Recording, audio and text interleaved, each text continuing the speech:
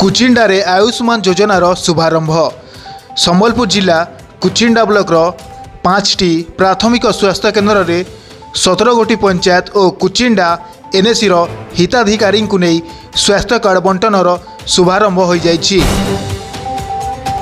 केंद्र सरकार पक्षर ओडिशार कटक बालीजात्रा पड़िया केंद्र स्वास्थ्य और परिवार कल्याण विभाग मंत्री जेपी नड्डा एवं मुख्यमंत्री मोहन चरण माझी वीडियो कॉन्फ्रेंस माध्यम योजनार शुभारंभ करछंती।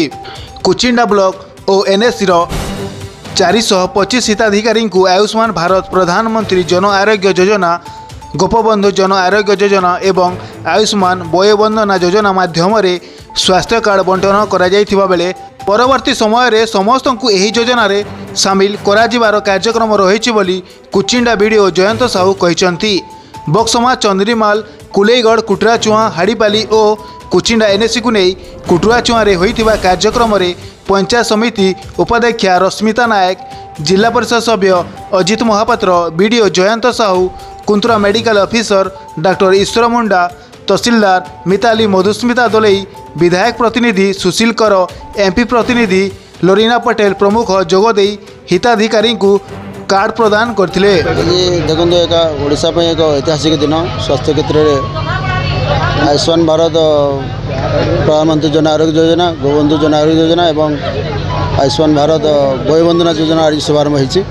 एथिरे जो हिताधिकारी रहिबे से 5 लाख टंकार इंश्योरेंस पाइपर सहित जो मैंने महिला हिताधिकारी थे अधिक 5 लाख सुविधा पाइपर एवं वयोवंदना योजना ए जो 70 वर्षर ऊर्ध्व समस्त हिताधिकारी लाभवान पाइपर। ये वयोवंदना योजना निम्न मध्यम उच्च समस्त वर्गर हिताधिकारी ए सुविधा पाइपर।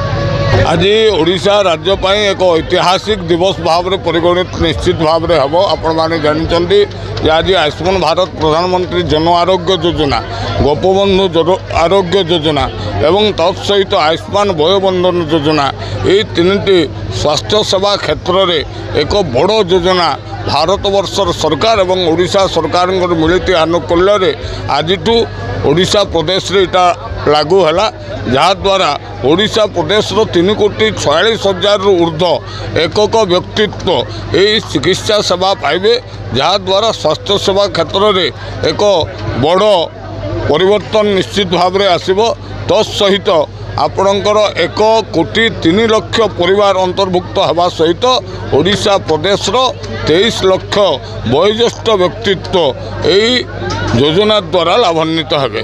एणु निश्चित भाव आजिकार दिनटी ओडिशा पाई एक ऐतिहासिक दिवस। यह परिप्रेक्षी में ओडिशार माननीय मुख्यमंत्री एवं ये देशर आपणकर स्वास्थ्य मंत्री श्रीजुक्त जगत प्रसाद नड्डा सहित भारतवर्षर यशस्वी प्रधानमंत्री नरेंद्र मोदी को आम आमर गभीरतम प्रदेश कृतज्ञता ज्ञापन करिवार सहित धन्यवाद अर्पण करूँ।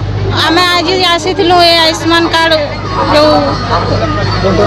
बंटन कले से आम बहुत खुशी अच्छु कि सरकार आम यही योजना आरंभ कले एवं बहुत शीघ्र सारा ओडिशार लोक मैंने कि ओडिशार बाहर लोक मैंने यही कार्ड माध्यम रे स्वास्थ्य सेवा पाई पारबे। से प्रधानमंत्री नरेंद्र मोदी एवं हमार मुख्यमंत्री मोहन चरण माझी को अशेष अशेष धन्यवाद ग्रहण हो। कुटराचुआ आयोजन होता आयुष्मान कार्ड बहुत सुविधा मान होइछे।